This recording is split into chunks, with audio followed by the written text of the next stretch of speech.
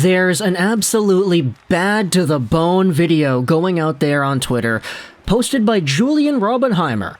Take a look at this. Luke Hughes leaving Amalie Arena. Alone. Luke Hughes is a top prospect for the New Jersey Devils. He was drafted by the team back in the 2021 NHL Draft, 4th overall, and he has been one of the best defensemen in the NCAA the past few years. However, with the Michigan Wolverines' elimination from the NCAA tournament, you had yourselves a whole bunch of direction as to what's going to happen next. Take a look at this tweet made by Elliot Friedman.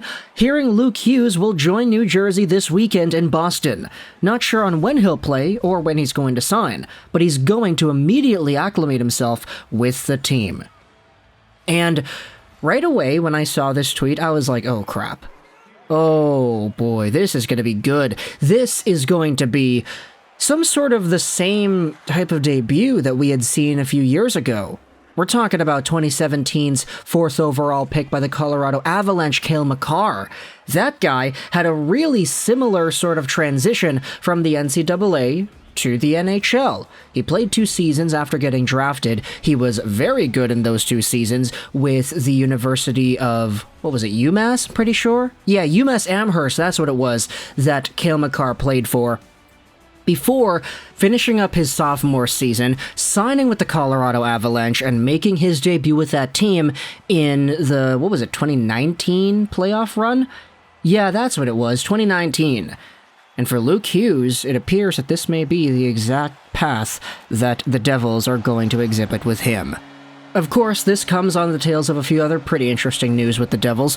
Jack Hughes is on pace to breaking the Devils' all-time single-season point record, a record that he says that he wants to break badly. You also have the fact that the Devils did indeed clinch earlier in the month, so they are right there as one of the top teams heading into this 2023 playoff run, and adding a guy of Luke Hughes' magnitude of skill is going to go out there and give them a big boost. So let's just talk about Luke Hughes and the season that he has had. 2023 was really good for the guy, as in 39 games played for the Michigan Wolverines, he had 10 goals, 38 assists for 48 total points. So he was an assist-a-game player. He also had a whole bunch of goals on top of that, and he really greatly produced himself from last season. Last year he had 39 points in 41 games, so the point-per-game numbers increasing was very good to see.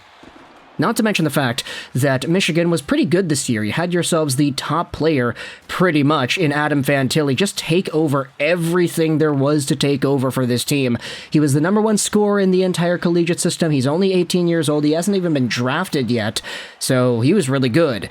Luke Hughes, second on the team in points, ahead of guys like Rutger McGroarty, Mackie Samoskevich, other prospects that have been drafted like Dylan Duke, etc., so you have yourselves a very good resume of point production out of Luke Hughes, and the reason he's able to get those points is not really all too surprising. I mean, the guy is a Hughes bro, so he's got that offensive skill, he's got the skating, he's got the flexibility on the ice to be able to create offense, and he's a lot better than Quinn when it comes to shooting, I'll say that. That's kind of why he's got those 10 goals in 39 games played. Quinn Hughes ain't really a shooter, Luke Hughes is. He generates a lot of power with his flex, so he's able to get the puck on goal, he's able to traverse around the offensive zone, protect the puck well, make some good reads, make some good passes. So for Luke Hughes, adding himself over onto a New Jersey team that sort of maybe, in some respect, might need it, it's going to be really interesting to see. In fact, on that note of the Devils potentially needing whatever it is they're going to need out of Luke Hughes, this is an article on ProHockeyRumors.com from earlier today, talking about how Hughes is going to join the Devils. This is what I wanted to talk about in regards to their situation. The Devils have finally broken out this season, sitting at the top of the Eastern Conference and headed straight for the first-round matchup against the Rangers. Part of that, however, is due to an already solid group of D-man, including Dougie Hamilton, Severson, and Graves. While it doesn't seem like there may be a massive opportunity for Hughes to step into the lineup right away, the team's weak link may be in their third defense pairing with either Smith or Kevin Ball, typically occupying a spot alongside of Damon Severson. When Hughes eventually makes his Devils debut, that's likely where the left shot defender will slot in.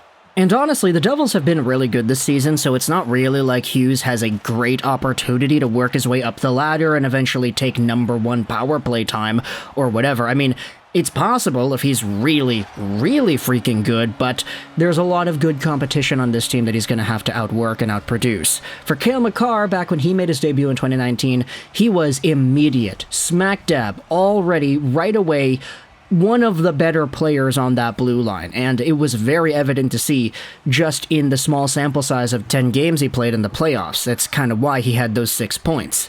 Makar eventually had himself a Calder-winning year, etc., etc. We all know the story. He is now arguably the most talented defenseman in the world.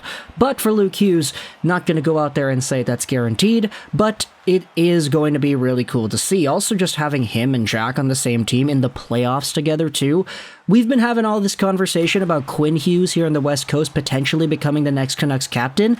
Well, the other two Hughes bros are doing their thing, and it seems like their stories are going to align in the 2023 postseason, too. So, lots going on with the Hughes family. Lots of good going on with this family, too. Might I remind you that Luke Hughes did outproduce Quinn Hughes by a pretty significant margin in the NCAA. And when it comes to why that happened, I'm not going to go out there and straight up say because Luke is better and that Luke is going to project better, but there were a few good things happening with this Michigan team that Luke was a part of that Quinn did not unfortunately have. Either way, though, we're going to see how things shape up in the next few weeks as well as the next few years.